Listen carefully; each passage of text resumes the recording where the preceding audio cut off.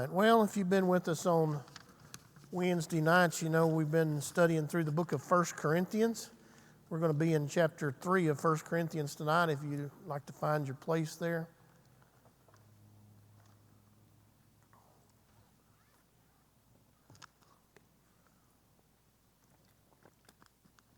So just kind of by way of summary, if you remember, Paul is writing the letter to the church at Corinth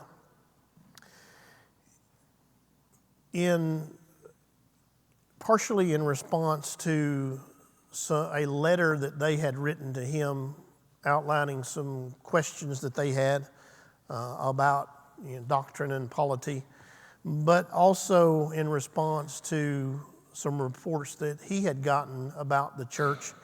And the first major theme that he's been dealing with is this idea of unity in the church.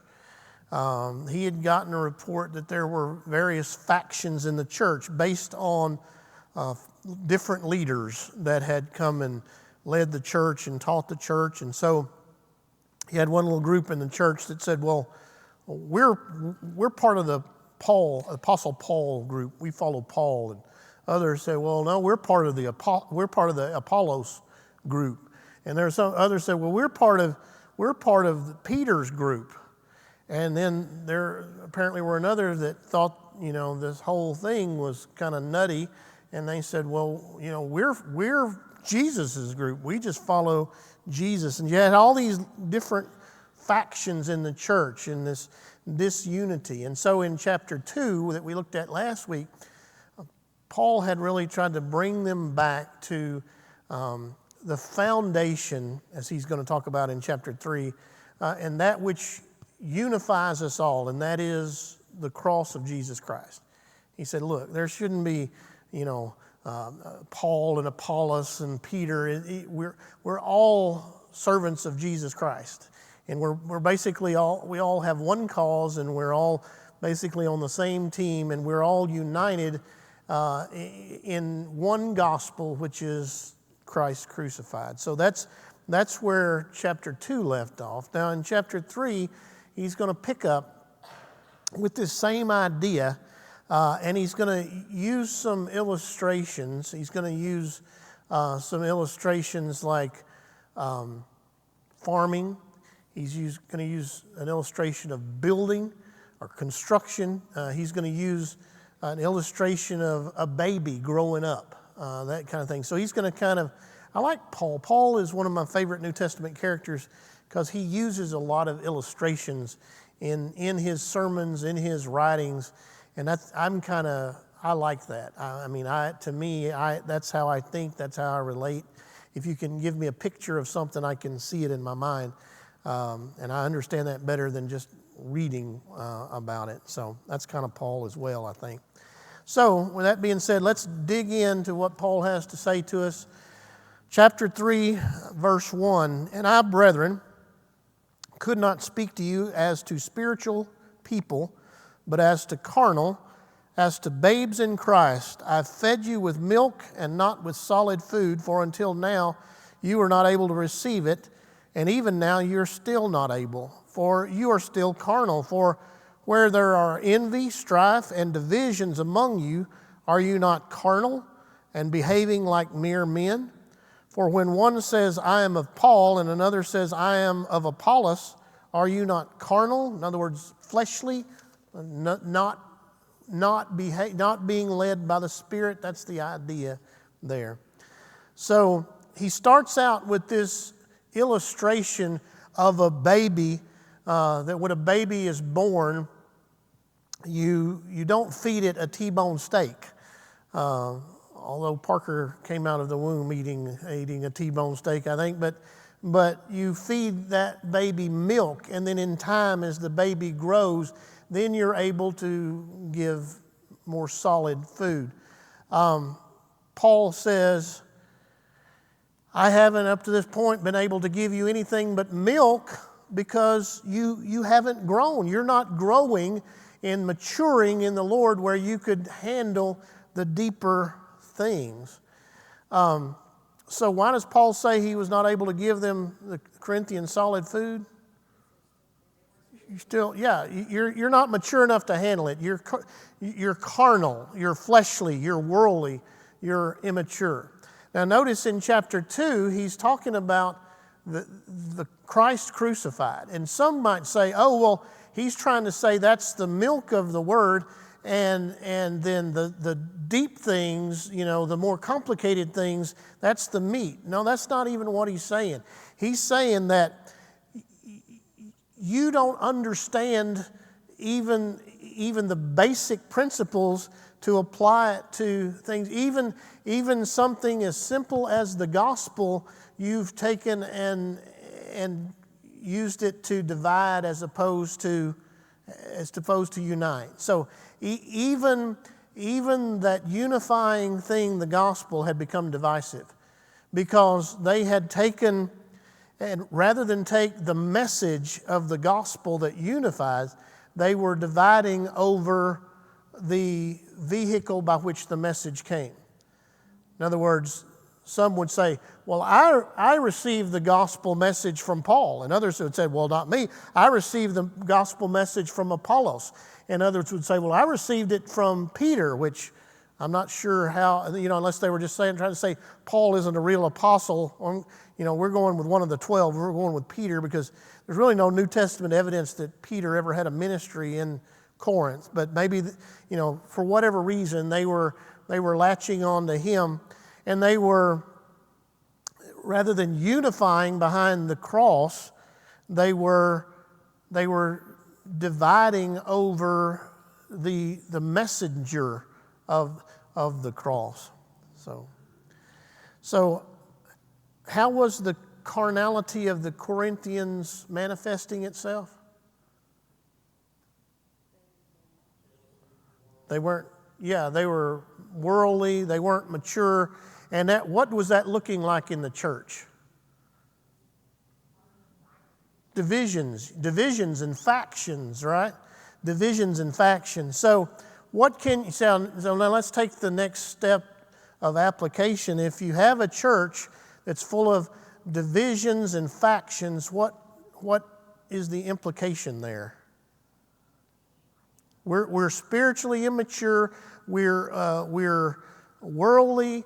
We are carnal, fleshly, and we're not going to be able to handle the deep things of the Word, the meat of the Word, because we're carnal and it's manifesting itself in divisions.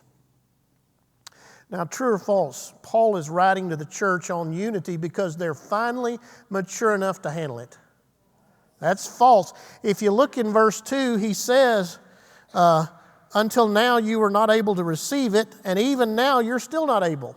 So Paul says you still aren't mature enough to handle what I'm going to write, but he felt that had become a big enough issue in the church that he's like, I'm going to have to address this, even though you're probably not mature enough to grasp what I'm trying to say to you.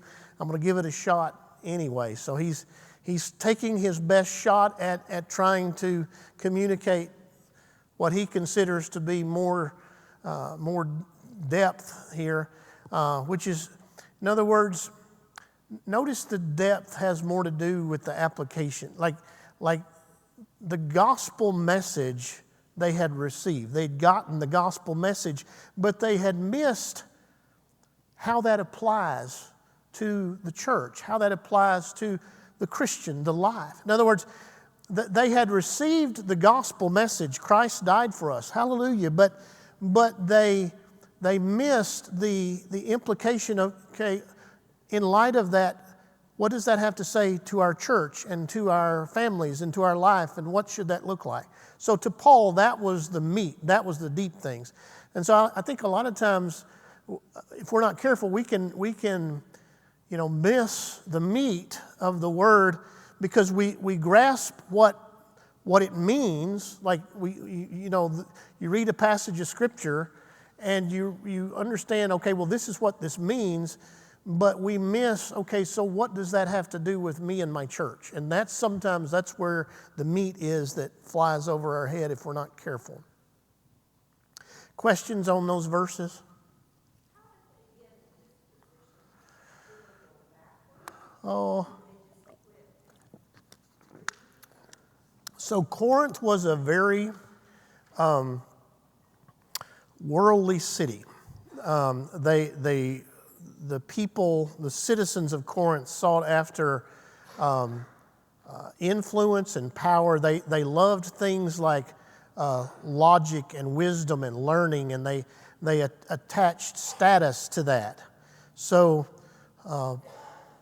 Paul goes, he starts the church, he goes away, and then some others come in, and they sound smart and they sound knowledgeable, and so they when with Paul not being present, his influence starts to wane, and some of the more false teachers kind of, their influence starts to prevail. It's I think it's Ephesians. I think it's the church at Ephesus. It's in Acts where Paul is, he tells them, "You'll never see my face again. I'm going to Rome and going to die there." And he does this spiel with the elders of the church at Ephesus. And he says, "I know that after I'm gone, savage wolves will come, not sparing the flock." It's like he seemed to understand that without him being there, as long as he was there and with them and influencing them, there was, he could keep the wolves at bay. But when he wasn't there, that false teachers would come in, and the church, the leaders had to really be careful. Just like me, I feel like, if I'm here, you're going to get my influence. You're going to get a steady dose of Brother Mark for, 3 times a week for as long as I'm here. When I'm gone, when I'm dead or retired or whatever that looks like, then I won't have influence on you anymore. And the influence that I have will start to wane over time. So, 30 years from now, I'll probably be dead. Let's see, 85. If I ain't, I'll probably be wishing I was. Anyway, and nobody will remember who Brother Mark is. And so, it's important. And I think the lesson in that is to make sure you do your homework on who you get to follow. But I think that was probably far more of an answer than you asked. But I think that as Paul was gone, his influence waned and others waxed, I guess. All right, let's take a look then on to verse 5.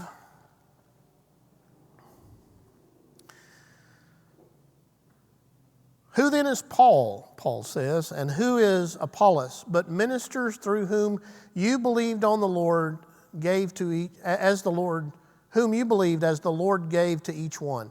I planted, Apollos watered, but God gave the increase. So then neither he who plants is anything, or he who waters, but God who gives the increase. Now he who plants and he who waters are one. In other words, they have the same goal, the same cause. And each one will receive his own reward according to his own labor. For we are God's fellow workers. You are God's field. You are God's building. According to the grace of God, which was given to me as a wise master builder, I have laid the foundation, and another builds on it, but let each one take heed how he builds on it. For no other foundation can anyone lay than that which is laid, which is Jesus Christ. But if anyone builds on this foundation with gold or silver, precious stones, wood, hay, or straw, each one's work will become clear, for the day will declare it. Now, what day? What? Yeah, the day that they stand before Jesus, Jesus judges, that day, the day of the Lord. A lot of times in Scripture, you'll see a reference to the day of the Lord. Here, Paul just kind of shortens it to the day, but he's assuming we understand what day he's talking about. Because it will be revealed by fire, and the fire will test each one's work of what sort it is. If anyone's work which he has built on it endures, he will receive a reward. If anyone's work is burned, he will suffer loss, but he himself will be saved, yet so as through fire. Do you not know that you are the temple of God, and that the Spirit of God dwells in you? If anyone defiles the temple of God, God will destroy him. And that word defiles, it can be translated something like destroys. So in other words, if anyone destroys the temple of God, God will destroy him. For the temple of God is holy. Which temple are you? In other words, which you are God's temple. All right, so here Paul is again using illustrations. He's already used the illustration of the baby. Now he's going to use two more illustrations. The illustration of a field and workers in the field, and the illustration of a building and building a building. Now, I just want to hit a few high points as we go through this. If you look at verse 8, Paul says, he who plants and he who waters are one, and each one will receive his own reward according to his own labor. So what is my question is, what is the reward that Paul's talking about here?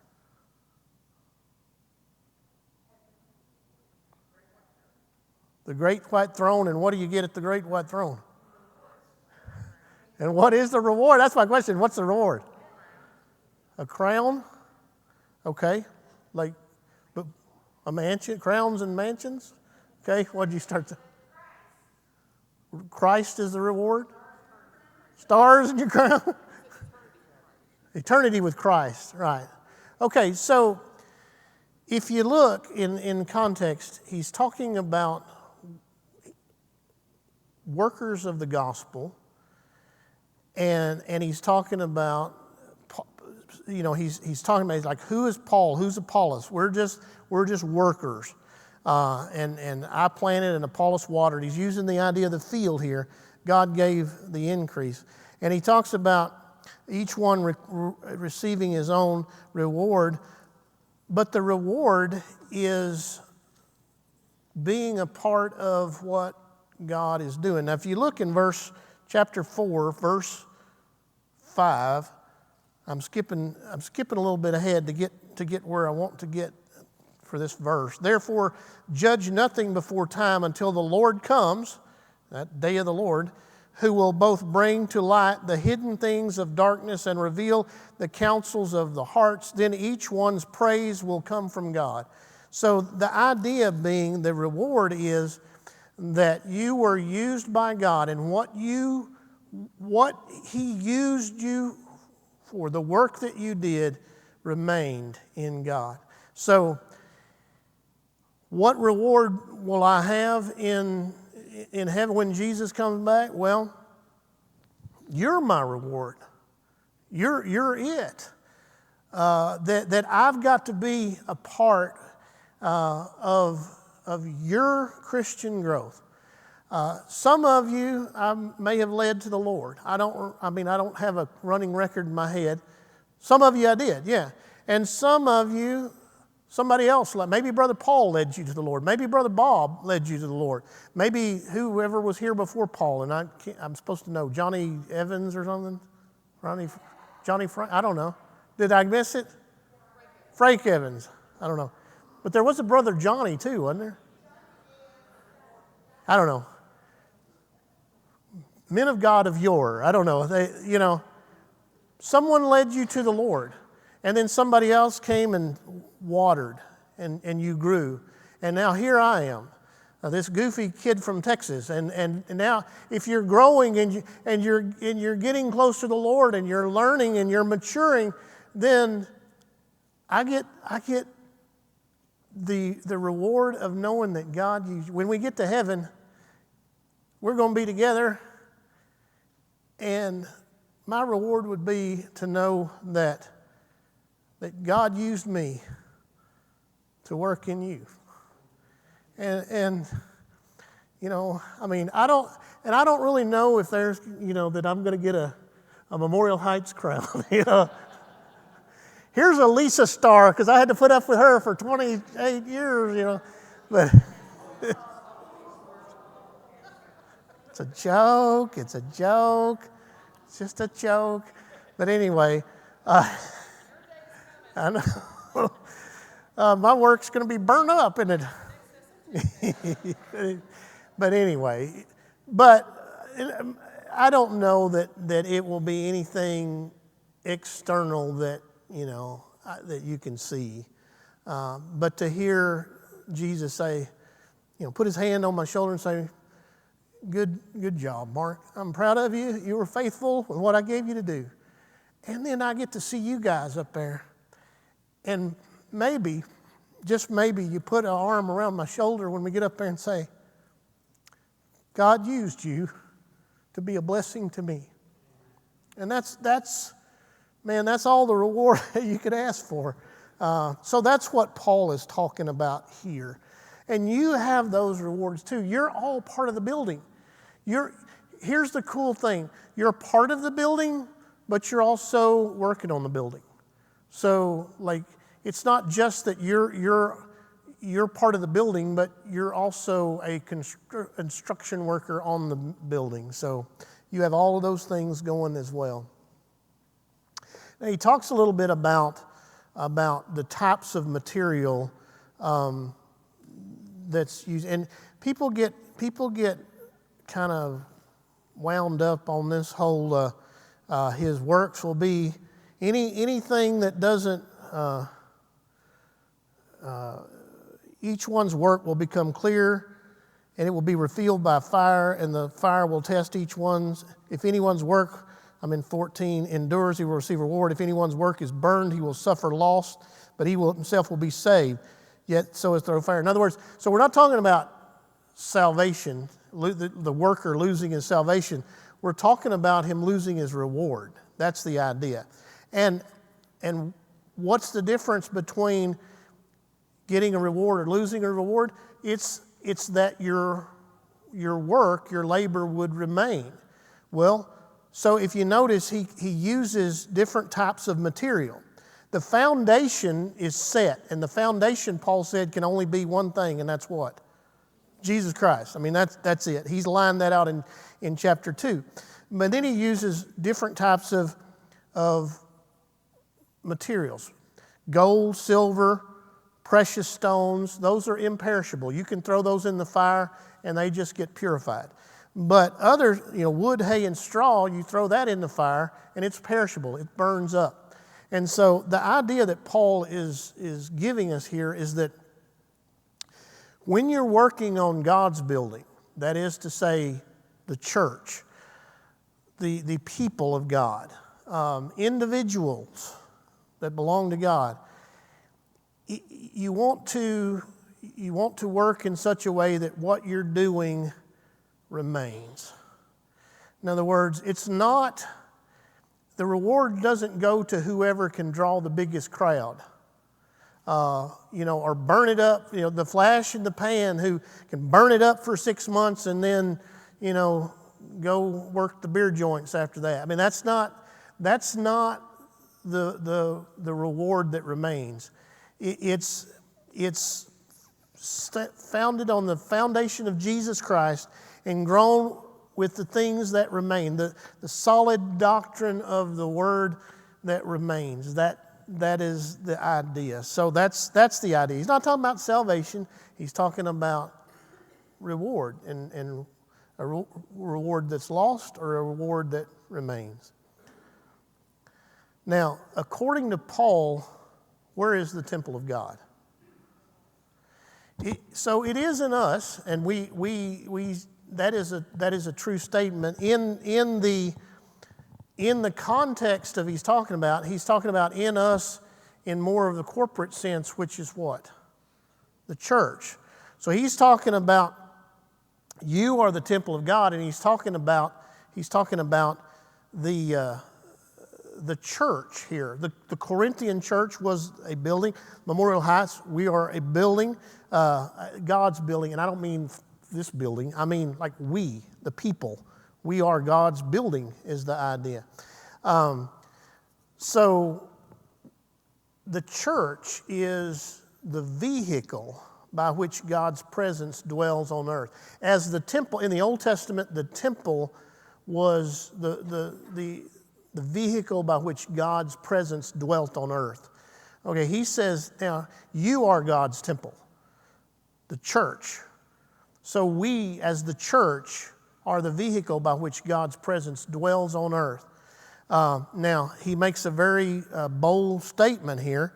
And he says, if anyone defiles, verse 17, or destroys the temple of God, God will destroy him. For the temple of God is holy, which temple are you? So it's a very strong warning here that to anyone who would destroy or harm God's temple, the church, God's going to destroy you. So now who's this directed at? Who's this directed towards?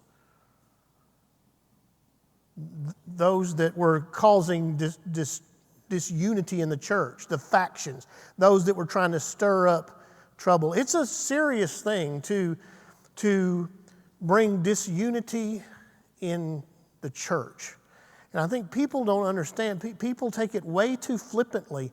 And I think, and I can say this freely now because I really feel like our church is like, we don't have factions. We don't have people that I feel like are going around trying to stir up disunity. But I have been in churches for my whole ministerial career and even before then that I have felt like Satan had plants in the church. Have you ever been in a church where you felt like Satan has a plant here, or maybe more than one, who they're not, they don't belong to Jesus. They're not being led by the Spirit, but their whole agenda is to just try to stir up strife in the church. Well, to me, this warning says, okay, you want to go down that road and try to harm God's church, then God is going to harm you.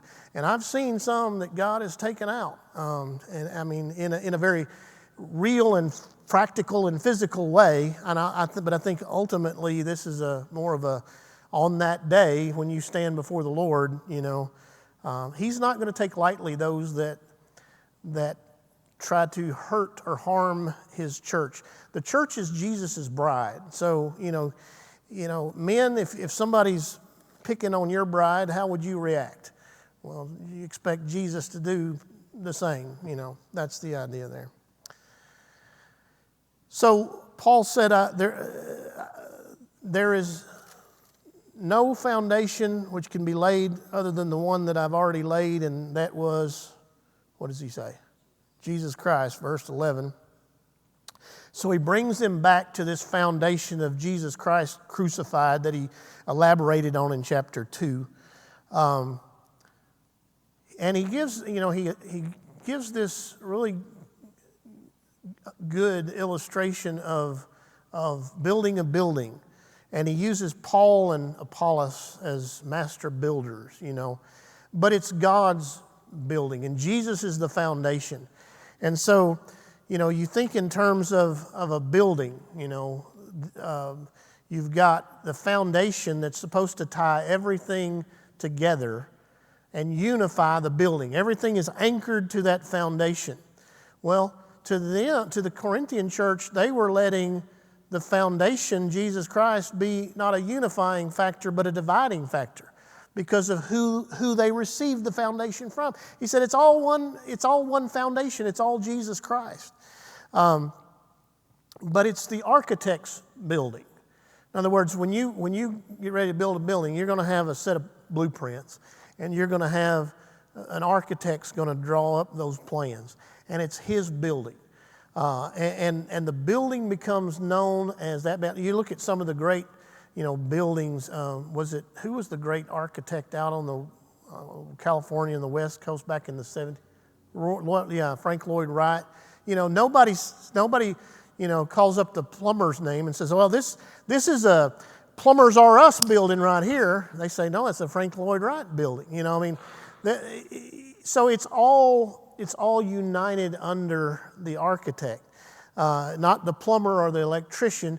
They come and they work on the building, but they all come in one purpose and one cause, and that is to build this building that the architect has designed.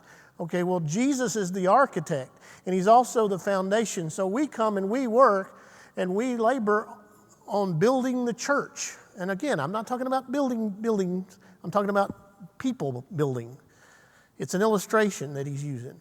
And he says that we work on that, but it's God's building. We're all working on one cause, one purpose. Now,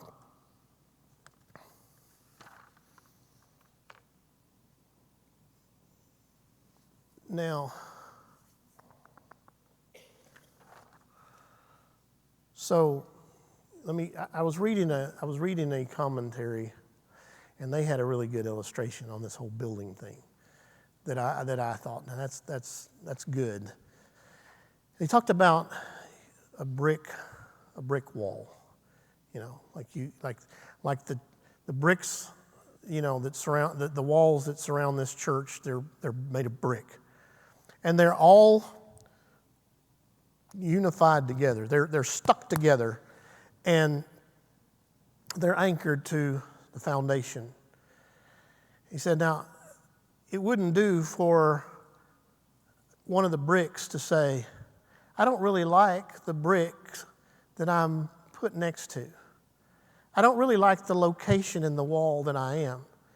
So I'm going to just go over here, and I'm going to start my own wall over here. And maybe I'll drag 2 or 3 bricks from that wall over there, and we'll start our own wall over here. And we'll have, the other wall over here. This will be wall A, will be wall B over here. Well, not only does that wall not amount to anything, because you just got a random wall that doesn't connect to anything, but over here you've weakened the wall that you're supposed to be a part of to the point that it's not steady and stable and not able to do its job anymore. So we're all bricks in this building of God, and we're all fit together as the Lord sees fit. And we can't, it does no good to say, well, I don't really like the people I'm serving with, or I don't really like this person or that person. I'm just going to run off over here and do my own thing. Well, not only will what you're attempting come to nothing because God isn't in it, but now you're weakening the building that you're supposed to be a part of, which is the church that you're supposed to be a part of. You're now weakening it because you're not a part of it. Like, every one of us is important. If you're not here doing what God has put you here to do, the church is weaker because of it. And here's the thing, if you can just up and quit and the church never misses a beat and nobody knows or cares, then what purpose are you serving in the church? You've not found and are accomplishing what God has put you here to do if you can suddenly just quit and nobody misses you. That's not on the church, that's on you, because you've not found and are doing that which God has called you to do here. So I thought that was a pretty cool illustration. So, according to Paul, who's ultimately responsible for growing the church?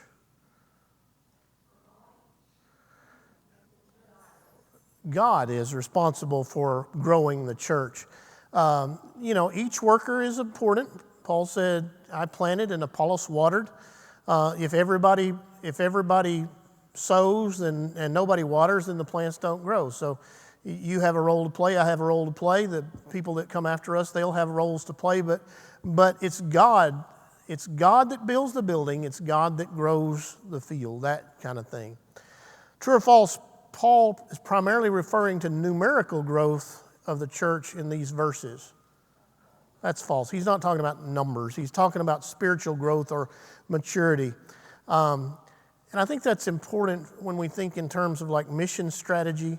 And I think our like the Home Mission Board and or North American Mission Board now, and the Foreign Mission Board, which is IMB now. But anyway, I think they understand that, and their strategy now is not to just let's go send a team out randomly and see how many people we can lead to the Lord on any given Sunday, but let's plant churches and establish churches so that when we reach these people, they have somewhere to go. So that, yes, we may sow the seed and they may receive Christ as their Savior, but somebody has to come behind us and water so that they can grow and mature in God. And so that, this idea comes into play in mission strategy and that sort of thing. Questions on those verses? All right, let's look on into verse 18.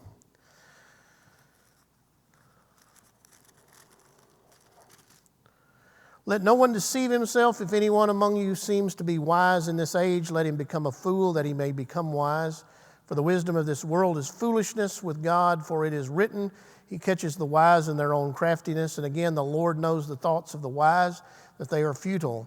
Therefore, let no one boast in men, for all things are yours, whether Paul or Apollos or Cephas or the world or life or death or things present or things to come, all are yours, and you are Christ, and Christ is God. So he's wrapping this idea up with unity, this same idea.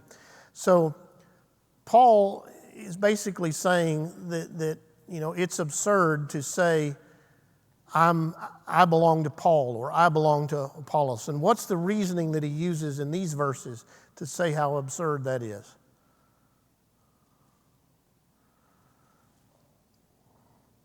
Because do we belong to Paul?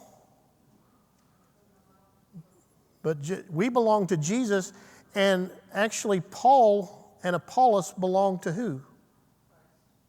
And us. Notice, look what he says. Let no one, in 21, therefore let no one boast in men. All things are yours, whether Paul or Apollos or Cephas, which is Peter, or world or life, all are yours. So here's what he says. He says, Corinthians, you got it backwards. It's not you belong to Paul or you belong to Apollos, but Paul and Apollos, that is to say their teaching, their ministry, their influence, it's yours. As the church, God gave it to you. So, don't say, it's silly to say, well, I belong to Brother Mark, or I belong to Brother Paul, or I belong to Brother Johnny Frank, or Frankie Johnny Evans, or whatever, whoever. I don't even know who they are. We all belong to you, the church. You get us all. It's a package deal. You get us all. You get the Baptist preacher bundle, like you get it. Like Brother Paul's a blessing to you, you got him. Brother Mark's a blessing to you, you got him. Brother Johnny, Brother Frank, Brother whoever, you got us all. You got Billy Graham and W.A. Criswell. You got Charles Stanley. You got whoever. You fill in the blank. We got it all. So it's silly to say, well, I belong to this one or I belong to that one. God has given the church all of them. You get the whole thing, the whole package. I'm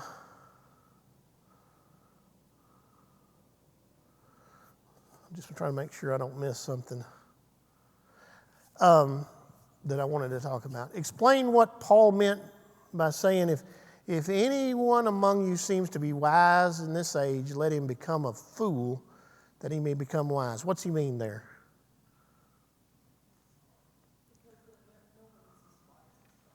Right. And so he's kind of hearkening back to chapter 2 there, where he says the wisdom of God is foolishness to the world.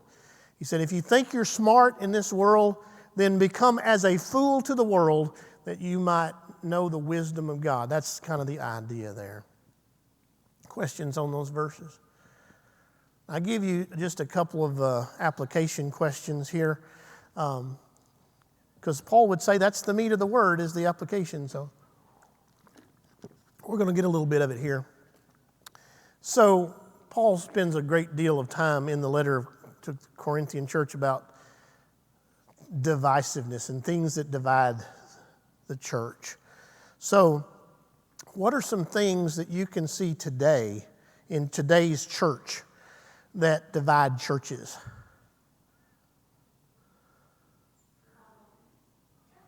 What?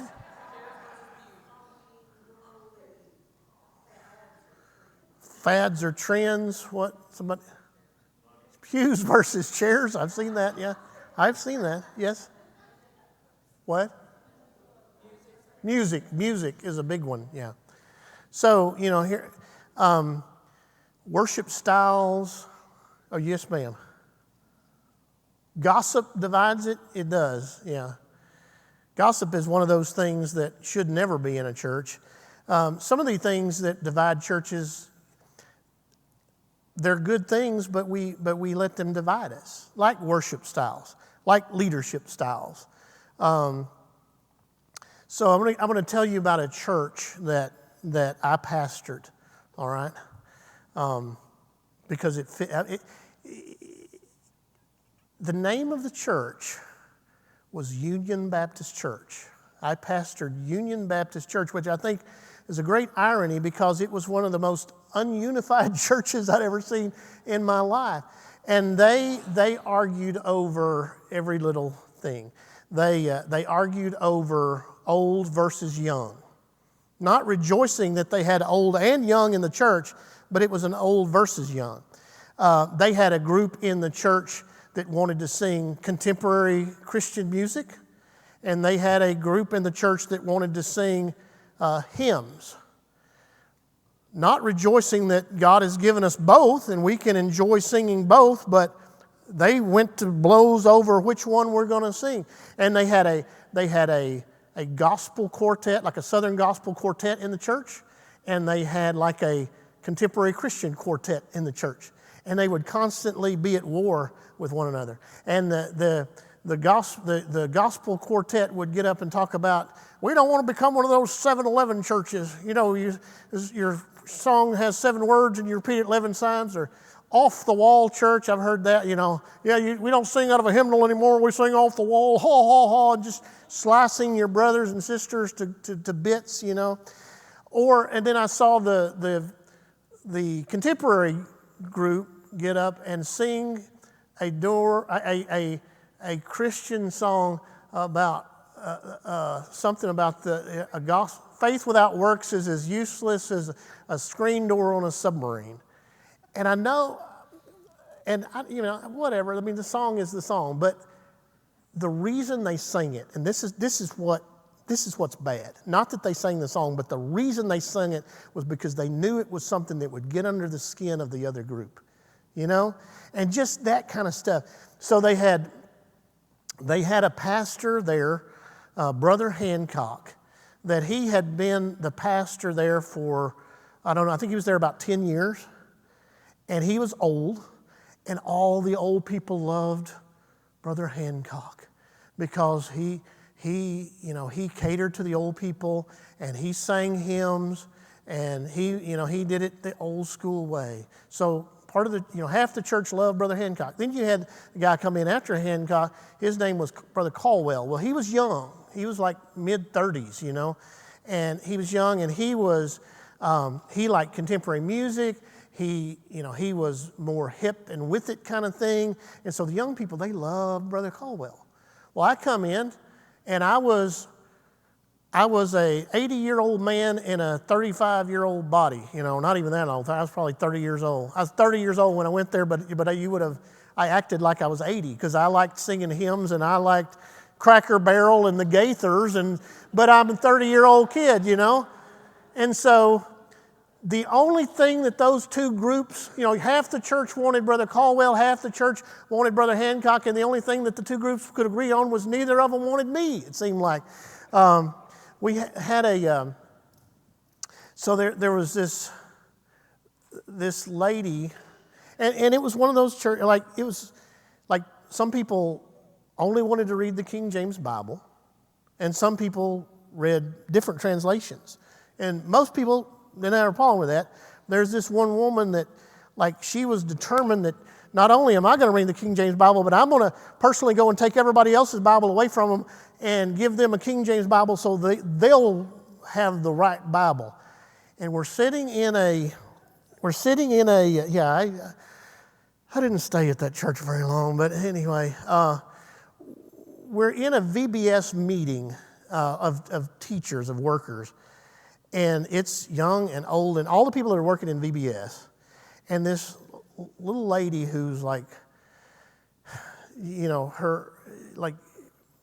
You know the word persnickety? You know what kind of does that communicate? She's kind of one of those persnickety people, and she said, "Well, I just want to make a motion in this meeting that we only read from the King James Bible during Vacation Bible School, and all the kids, if they come in with anything else, we take those Bibles away from them and give them a King James Bible, so they'll have the true Bible to read from." And some of the other people said, "You can't come take some kid's Bible away from them. Most of them don't read the King James Bible. They have the Bibles that their parents want them to have, you know." And of course, she got all wound up, and she said, "I'll have you know I was saved by the King James Bible." And the lady sitting right across the table from her said, "Really?" Her name was Sue. She said, "Really, Sue? I was saved by Jesus Christ." And then it was on at that point. And so I don't like, what do you do? I feel like Paul. I felt like Paul addressing the Corinthians, like, what are you doing? I mean, we're supposed to be united in Christ. We have contemporary and we have hymns. We have the Gaithers and we have casting crowns, and we're better because of it. It shouldn't be something that divides us that way. So that's the idea there. Yes.